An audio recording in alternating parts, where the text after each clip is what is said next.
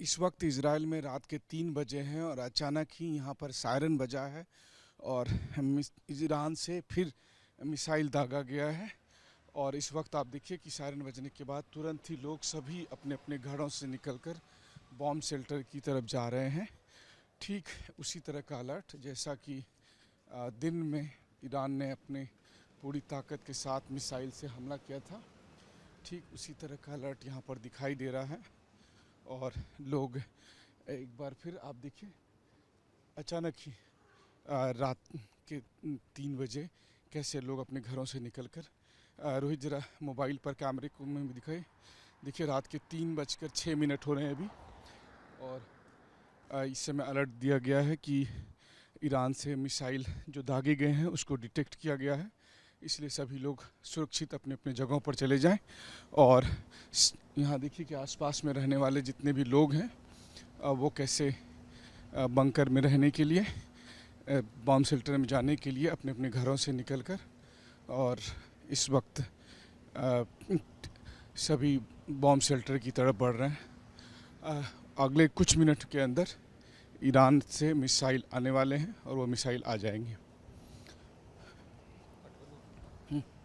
जब से अमेरिका ने ईरान के परमाणु साइट पर हमले किए हैं उसके बाद से ईरान और अधिक हमलावर हो गया है और तब से ईरान की तरफ से पूरी ताकत के साथ इजराइल पर अटैक करने की कोशिश की जा रही है। पहले ईरान ने एक साथ 30 मिसाइल से इजराइल पर हमले किए, हालांकि उसमें से ज़्यादातर मिसाइलों को इंटरसेप्ट कर लिया गया, लेकिन फिर भी इजराइल में काफ़ी तबाही मची। लेकिन अभी एक बार फिर ईरान की तरफ से मिसाइल दागे गए हैं और उन मिसाइल को इजराइल के रडार सिस्टम ने डिटेक्ट किया है। वो मिसाइल कुछ ही मिनट के भीतर यहाँ पर पहुँचने वाले हैं, यानी कि इजराइल में पहुँचने वाले हैं और वो इजराइल में तेल अवीव और कई दूसरी जगह पर पहुँचने वाले हैं।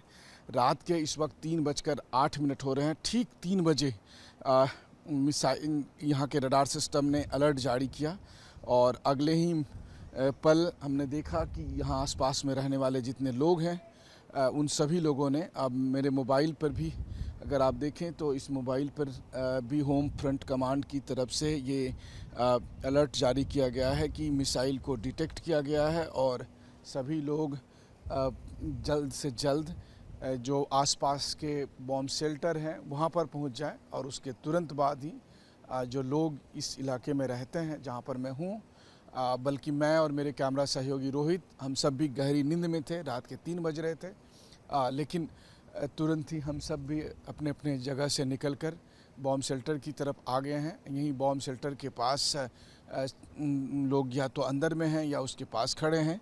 अगले कुछ पल के बाद एक बार फिर सायरन बजेगा, जोर से सायरन बजेगा और सायरन बजने का मतलब ये है कि उसके बाद महज 1 या 2 मिनट का समय होगा, यानी कि वो इजरायली एयर स्पेस में आ चुके हैं और उसके तुरंत बाद फिर सभी लोग बॉम्ब शेल्टर के अंदर चले जाएंगे। निश्चित तौर पर एक बार फिर वही मंजर, उसी तरीके का की चुनौती, लेकिन हालांकि यहाँ के लोगों को इस बात की उम्मीद है कि एक बार फिर Israeli fighter jet, Israeli radar system उन मिसाइलों को रोकने में कामयाब होगा। लेकिन अभी भी आप देख सकते हैं कि रोहित, अगर आप इस वक्त का इलाका ये देखिए तो रात में इस तरह की सिचुएशन बनी रहती है और आप समझ सकते हैं कि ख़ास करके जिस समय से ईरान और इजराइल की जंग हुई है, लोगों के साथ स्थिति यही है कि दिन रात बहुत से लोगों से मैंने बात की, उन सब का कहना है कि वो प्रॉपरली सो नहीं पा रहे हैं और उनकी वजह से एक अलग सा तनाव है, क्योंकि रोज़ अगर रात में 1 बार 2 बार सायरन बजते हैं और लोगों को बॉम्ब शेल्टर भागना पड़ता है। हालांकि सबसे अच्छी बात यह है कि बॉम्ब शेल्टर में पहुंच जाने की वजह से उनके लिए एक सबसे बड़ी चुनौती जो जान बचाने की है, तो उसमें सबसे अधिक फ़ायदा यही होता है कि उनके जान सुरक्षित रहते हैं, भले ही इजराइल को काफ़ी संपत्ति का नुकसान हुआ हो। और ये देखिए, अब देखिए सायरन बजा, अब ये देखिए सायरन बजा और रोहित इधर दिखाई, देखिए अब जल्दी से इधर दिखाई रोहित, है ना। अब देखिए सायरन बजा है और लोग अब इस वक्त आप सायरन की आवाज़ सुन सकते हैं। इस वक्त सायरन की जोर जोर से आवाज़ आप सुन सकते हैं और इस सायरन की आवाज़ के बीच में सभी लोग बॉम्ब शेल्टर के अंदर, रोहित जरा अंदर जाते हुए लोगों के विजुअल दिखाई, और मैं आपको बताने की कोशिश भी कर रहा हूँ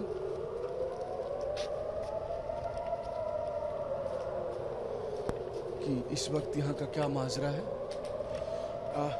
देखिए, ये ऊंची बड़ी सी इमारत है।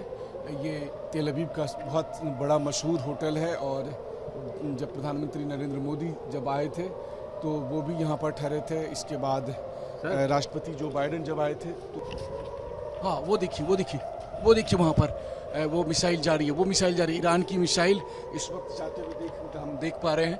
और वो देखिए रोहित, थोड़ा सा, हाँ, इस वक्त सायरन बज रहे हैं और हम ईरान के मिसाइल को आसमान में भी देख रहे हैं। और इस वक्त अगर आप यहाँ का नज़ारा देखिए, पिन ड्रॉप साइलेंट, पूरा सन्नाटा। अभी हमने दर्जनों लोगों को जाते हुए देखा और अभी ये स्थिति बनी हुई है। इस वक्त हम भी बॉम्ब शेल्टर की तरफ आ चुके हैं, बॉम्ब शेल्टर के पास। वो इसलिए भी क्योंकि ईरान की तरफ से जो मिसाइल दागे गए हैं उसकी स्थिति ये है, और सभी लोग यहाँ से अंदर बॉम्ब शेल्टर की तरफ चले गए।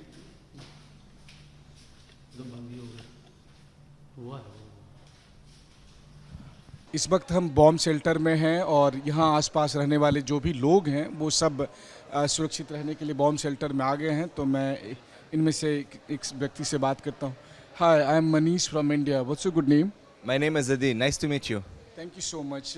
Would you please care to explain that what is happening right now and why so many people are here, and what is the time, Israeli time right now?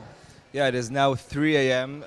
Israel time, and we're down here in the bomb shelter because there were sirens going off. So we're just here to be safe. And I can see that lots of people here and different kind of reaction, like someone has come with bread, someone is playing cards, someone is interacting with each other, and then I can see different kind of emotions. So what does it mean, and what kind of message you would like to give to the world? Yeah, well, everyone's here, just trying to pass time.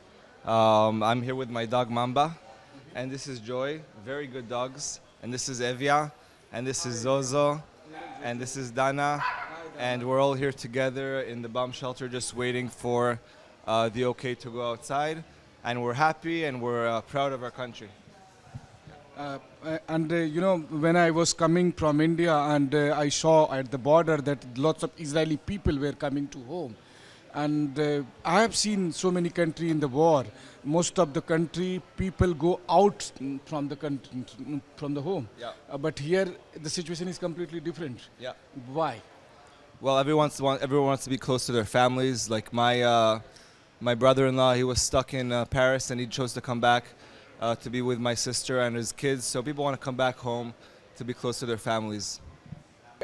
As a common citizen, what you or your family or your friends are going through this during this period, and then what do you think that about Iran, about the current situation? We have no problem with the people of Iran. I think that the Israeli people, we used to have a very good relationship with Iran before the 70s, and we would love to have that relationship with the people of Iran in the future. Israel is protecting itself against nuclear weapons, and we're very proud of our army. And we must appreciate that, because of air defense system, fighter jets, and thanks to bomb shelter, that everyone is safe. Yeah, we're safe to be down here. We feel safe. Our Air Force is defending us, and we have a strong army. And we have no problem sitting here in the bomb shelters because we're winning the war. Thank you so much. Thank you so much. तो इस वक्त आप देख रहे हैं कि जिस तरीके के लोगों का रिएक्शन है, लोगों की इंस्पिरेशन है, उन्हें अपनी सरकार पर, उनकी अपनी सेना पर काफ़ी भरोसा है। वहीं दूसरी तरफ रात के 3 बजे आप समझ ही सकते हैं कि जब सब लोग सोए हों, अचानक सायरन बजा हो और उसके बाद लोग आकर इस तरीके से बॉम्ब शेल्टर में हों। लेकिन बॉम्ब शेल्टर में भी वो बहुत दबाव में ना आए, इसके लिए लगभग आप देखिए कि आसपास रहने वाले सभी लोग किस तरीके से यहाँ पर आए हैं। और आइए मैं किसी एक और फैमिली से बात करता हूँ।